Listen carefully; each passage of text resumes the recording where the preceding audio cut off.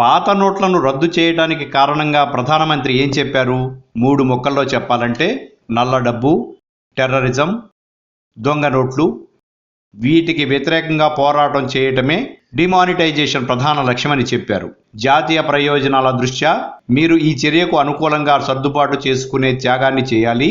ఎందుకంటే ఈ చర్య ద్వారా అవినీతి, నల్ల డబ్బు, దొంగ నోట్లు మరియు టెర్రరిజం ఈ చెడు గుణాలపై పోరాటం ఎక్కుపెట్టాము అని ప్రధానమంత్రి చెప్పారు. కానీ నిన్న ఈరోజు ఆర్థిక మంత్రి అరుణ్ జైట్లీ ఈ లక్ష్యాల ఊసే ఎత్తలేదు. నిన్న బ్యాంకర్ల సమావేశంలోనూ ఈరోజు పార్లమెంట్లోనూ మాట్లాడుతూ ఆయన ప్రధాని తన ప్రసంగంలో చెప్పని లక్ష్యాలను ఏకరువు పెట్టారు. గురువారం జరిగిన బ్యాంకర్ల సమావేశంలో ఆర్థిక మంత్రి ఇలా చెప్పారు. కరెన్సీకి సంబంధించి ప్రభుత్వ సంస్కరణ యొక్క ప్రధాన లక్ష్యం ఏమిటంటే భౌతిక కరెన్సీ కుంచుకుని తీరాలి, ఆర్థిక వ్యవస్థ విస్తరించాలి, వాణిజ్యం విస్తరించాలి. కాబట్టి ఏదైతే కుంచుకుపోతుందో డిజిటలైజేషన్ ప్రవేశించి మరింత విస్తరించాలి. ఈ డిజిటల్ మోడ్ అన్నది వాణిజ్యం మరియు ఆర్థిక కార్యకలాపాలకు అదనపు లూబ్రికెంట్గా పనిచేయాలి. ప్రభుత్వ మరియు ప్రైవేట్ బ్యాంకుల అధిపతుల సమావేశంలో జైట్లీ ఈ మాటలు చెప్పారు. సమావేశం ముగిశాక ఆర్థిక మంత్రి విలేకరులతో మాట్లాడుతూ కూడా ఇవే మాటలు చెప్పారు. ఒక మిషన్ మోడ్లో డిజిటలైజేషన్ ప్రక్రియను మీరు చేపట్టి అమలు చేయాలి.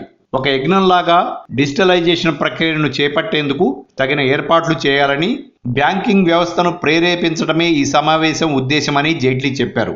అయితే 86% కరెన్సీని రద్దు చేసేసి దాని స్థానంలో డిజిటల్ మారకాన్ని ప్రవేశపెట్టడమే ప్రభుత్వం యొక్క అసలు లక్ష్యం అన్నమాట. ప్రధాని ఎంతో ఆర్భాటంగా ప్రకటించిన నల్ల డబ్బు, దొంగ నోట్లు, టెర్రరిజం ఇత్యాది చెడు గుణాలపై పోరాటం చేయటం అసలు లక్ష్యం కాదన్నమాట.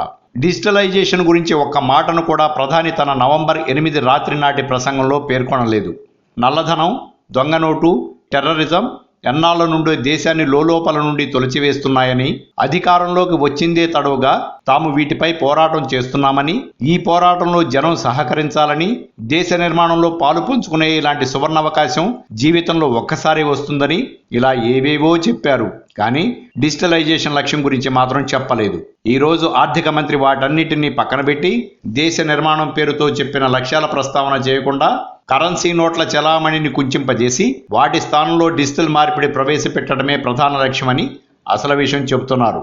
సర్జికల్ స్ట్రైక్ లాంటి ఆర్భాటపు కబుర్లు జనం వినియోగానికి ఉద్దేశించిన ఉత్తి వాగాడంబరమే గాని అసలు లక్ష్యం కాదని పరోక్షంగా స్పష్టం చేస్తున్నారు. ఈ సర్జికల్ స్ట్రైక్ బ్లాక్ మనీ పైన కాదు, భౌతిక కరెన్సీ వాడకం పైన అని మూలకు నెట్టివేయబడ్డ బీజేపీ మాజీ నేత అరుణ్ శౌరి ఎన్డీటీవీతో మాట్లాడుతూ కొద్ది రోజుల క్రితం చెప్పారు. ఆయన చెప్పిందే నిజమని ఆర్థిక మంత్రి తాజా వెల్లడి స్పష్టం చేస్తున్నది. కేవలం బ్యాంకర్లకు దిశానిర్దేశం చేయడంతోనే జైట్లీ సరిపెట్టుకోలేదు. ఆర్థిక మంత్రిత్వ శాఖలో ఒక టాస్క్ ఫోర్స్ ని ఏర్పాటు చేసినట్లు ప్రకటించారు. టాస్క్ ఫోర్స్ కి అదనపు కార్యదర్శి నాయకత్వం వహిస్తారని, డిజిటలైజేషన్ ప్రక్రియ ఎంతవరకు అమలు చేస్తున్నారో బ్యాంకులతో క్రమం తప్పకుండా ఇది సమీక్షలు నిర్వహిస్తుందని చెప్పారు. బ్యాంకులకు టార్గెట్లు కూడా జైట్లీ నిర్దేశించారు. ఒక్కో బ్యాంకు తన రోజువారీ ట్రాన్సాక్షన్లో ఎంత శాతం మేరకు డిజిటల్ మోడ్లో చేయాలో ఈ టార్గెట్ల ద్వారా ఆర్థిక మంత్రి నిర్దేశించారు. డిసెంబర్ 30 లోపు ఎంత మేరకు డిజిటలైజేషన్ పూర్తి చేస్తారో పరీక్షిస్తామని బ్యాంకర్లకు చెప్పారు. గ్రోసరీ కొనుగోలు లాంటి చిన్న చిన్న ట్రాన్సాక్షన్లు కూడా డిజిటల్ మోడ్లో జరగాలని ఆర్థిక శాఖ పట్టుదలతో ఉంది. ప్రీపెయిడ్ కార్డులను కూడా ఆమోదించే విధంగా మనం వర్తకులను ప్రోత్సహించాలి. అదే విధంగా పాయింట్ ఆఫ్ సేల్ టెర్మినల్స్ ని పెంచుకునేందుకు కూడా ప్రోత్సాహం ఇవ్వాలని సమావేశంలో పాల్గొన్న ఒక బ్యాంక్ సీఈఓ చెప్పారు. పాయింట్ ఆఫ్ సేల్ టెర్మినల్స్ అంటే డెబిట్, క్రెడిట్ కార్డులను స్వైప్ చేసే మిషన్లు. ఈ తరహా ప్రోత్సాహం ఇవ్వడం కోసం మర్చెంట్ డిస్కౌంట్ రేట్ ఎండిఆర్ నుండి వర్తకులకు మినహాయింపు ఇవ్వాలని ఆర్బీఐ బ్యాంకులకు అర్జెంటుగా ఆదేశాలు జారీ చేసింది. ఎండిఆర్ అంటే ఒక్కొక్క స్వైప్కి వర్తకుడు బ్యాంకుకు చెల్లించవలసిన కమిషన్. డిసెంబర్ 30 వరకు వర్తకులు ఎండిఆర్ చెల్లించనవసరం లేదు. ఎండిఆర్ మినహాయింపుకు ఆశపడి వ్యాపారులు డబ్బు తీసుకోవడం మానేసి స్వైపింగ్ కి ప్రాధాన్యం ఇస్తారని, తద్వారా డిజిటలైజేషన్ కి జనాన్ని అలవాటు చేయాలని మోడీ ప్రభుత్వం లక్ష్యం. మరి డిసెంబర్ 30 తర్వాత డిజిటలైజేషన్ కోసం పట్టణ ప్రాంతాలే కాకుండా బ్యాంకులు ఇప్పుడు సెమీ అర్బన్, గ్రామీణ ప్రాంతాలపై కూడా దృష్టి కేంద్రీకరించాయి.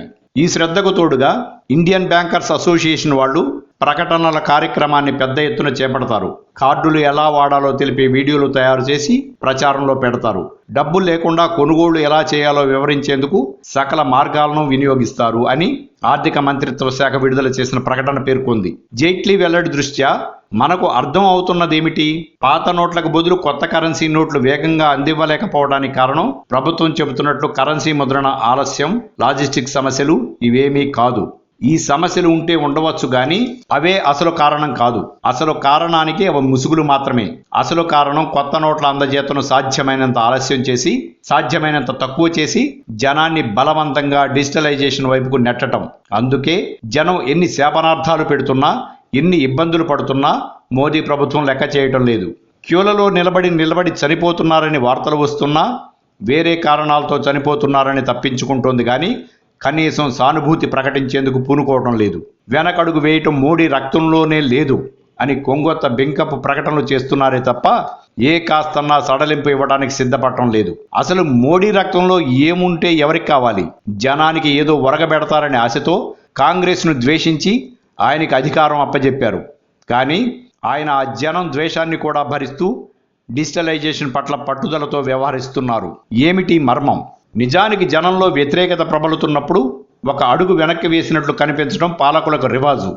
PF విత్డ్రాలపై పన్ను ప్రకటించి జనంలో తీవ్ర వ్యతిరేకత రావడంతో వెనక్కి తీసుకున్నారు. మరి అప్పుడు మోడీ రక్తంలో ఏముందో? రోహిత్ JNU సమస్యల్ని కెలికి ఆనక వ్యతిరేక రావడంతో స్మృతి ఇరానీని మానవ వనరుల మంత్రిగా తప్పించారు. పూణే ఫిల్మ్ ఇన్స్టిట్యూట్ అధిపతి నియామకానికి వ్యతిరేకంగా విద్యార్థులు నెలల తరబడి ఆందోళన నిర్వహించినా సహించారు. కానీ డిజిటలైజేషన్ విషయంలో మాత్రం ఒక్క అంగుళం కూడా వెనక్కి తగ్గటం లేదు. పైగా కొత్త కరెన్సీ పొందే అవకాశాలను మరింత కుదిస్తూ పోతున్నారు. ATMల రీకాలిబ్రేషన్ ఎంతకీ ముందుకు సాగటం లేదు. ఇన్ని మిషన్లు పూర్తయ్యాయి అనటమే గాని ఎక్కడ పూర్తవుతున్నాయో ఎవరికీ తెలియటం లేదు. ATMలలో మాత్రం జనం అవసరాలకు సరిపడా నగదు లభ్యం కావటం లేదు. 500 రూపాయల నోట్లు అసలు పత్తానే లేవు. ఇందులో మర్మం ఏమిటంటే విదేశీ బడా బహుళ జాతి కంపెనీల నుండి అంత గట్టి ఆదేశాలు ఉన్నాయి. నోట్ల రద్దును ఇప్పుడు ఆర్థిక మంత్రి బ్లాక్ మనీపై పోరాటం అనటం లేదు. కరెన్సీ నోట్ల చలామణికి సంబంధించిన సంస్కరణ చర్య అంటున్నారు. కనుక నోట్ల రద్దు బ్లాక్ మనీపై పోరాటము కాదు, గాడిద గుడ్డు కాదు. పశ్చిమ సామ్రాజ్యవాదులకు లేదా బడా బహుళ జాతి గుత్త కంపెనీలకు హామీ ఇచ్చిన ఆర్థిక సంస్కరణలో భాగమే నోట్ల రద్దు. బీమా రంగంలో FDIల వాటా పెంపు, మిలిటరీ పరికరాల తయారీలో 100% FDIలకు అనుమతి, విదేశీ ప్రైవేటు యూనివర్సిటీలకు అనుమతి, ఈ-కామర్స్ కంపెనీలలో 100% FDIలకు అనుమతి. ఈ వరుసలో అమల్లోకి వచ్చినదే 86% కరెన్సీ నోట్ల రద్దు. కాంగ్రెస్, BJP, SB, BSP ఇత్యాది పార్టీల ప్రభుత్వాలు జనానికి ఇచ్చిన హామీల కంటే విదేశీ బహుళ జాతి కంపెనీలు ఇచ్చే ఆదేశాలకే ఎక్కువ ప్రాధాన్యత ఇస్తాయి. జనానికి ఎంత నష్టమైనా గ్యాస్ ధరలు పెంచుతాయి. భారత ప్రజల ప్రయోజనాలకు నష్టమే అయినా ఈ-కామర్స్ ని పూర్తిగా విదేశీ కంపెనీలకు అప్పగిస్తాయి. వ్యాపారం కోసం వచ్చిన ఈస్ట్ ఇండియా కంపెనీ దేశాన్ని కబళించినట్లుగానే FDIలు కూడా భారత ప్రజల ఆదాయ వనరులను కబళించేస్తాయని తెలిసినప్పటికీ FDIలకు తలుపులు 100% బార్లా తెరిచేస్తారు. భారత పాలకులు భారత ప్రజలకు సేవకులు కాదు, విదేశీ పెట్టుబడులకు సేవకులు. అందుకే జనాన్ని ఇబ్బంది పెట్టైనా సరే బలవంతంగా డిజిటలైజేషన్ అలవాటు చేసేందుకు నడుం బిగిస్తున్నారు. 58% ప్రజలు వ్యవసాయంపై ఆధారపడి బ్రతుకుతున్నా, 90% ప్రజల ఆర్థిక కార్యకలాపాలు అసంఘటిత రంగంలోనే జరుగుతున్నా అవన్నీ డిజిటలైజేషన్ కావాలని బహుళ జాతి కంపెనీలు ఆదేశించాయి. అమ్మకం, కొనుగోళ్లు ఎంతగా డిజిటలైజేషన్ అయితే అవి అంతగా బహుళ జాతి కంపెనీల దోపిడీకి అందుబాటులోకి వస్తాయి. నిన్న మొన్నటి వరకు ప్లాట్ఫారం పైన అమ్ముడు అయిన సాధారణ సరుకులను కూడా ఈరోజు ఈ-కామర్స్ కంపెనీలు ఇంటర్నెట్ ద్వారా అమ్ముతున్నాయి. ఆ విధంగా ప్లాట్ఫామ్ పై చిన్న వ్యాపారాలు చేసుకుని బతికే బడుగు వ్యాపారుల ఉపాధిని బడా ఈ-కామర్స్ కంపెనీలు ఆక్రమిస్తున్నాయి. ఎక్కడ కాస్త డబ్బు పుడుతుందో అక్కడ తిష్ట వేయటానికి విదేశీ పెట్టుబడులు సిద్ధం అవుతున్నాయి. వాటికి మన పాలకులు, ప్రభుత్వాలు సహకరిస్తున్నాయి, స్వయంగా ఏర్పాట్లు చేస్తున్నారు. ప్రజలు అప్పగించిన అధికారంతోనే ప్రజలకు వెన్నుపోటు పొడుస్తున్నారు. ప్రజల ఓటుతో అధికారం చేపట్టి అదే అధికారాన్ని ప్రజా వ్యతిరేక చర్యలకు వినియోగిస్తున్నారు. మొన్న PV నరసింహారావు, నిన్న మన్మోహన్, నేడు మోడీ, రేపెవరో వస్తారు. జనం తెలివి తెచ్చుకోవాలి. మిడిమిడి జ్ఞానంతో దొంగలను ఆరాధించటం మానుకోవాలి. గుడ్డి ఆరాధనతో ప్రతి చర్యను బేషరతుగా ఆమోదించటం ఆపాలి. ప్రతి అంశాన్ని తరచి పరిశీలించాలి. కీలించి మేలించమని పెద్దలు ఊరికే చెప్పలేదు.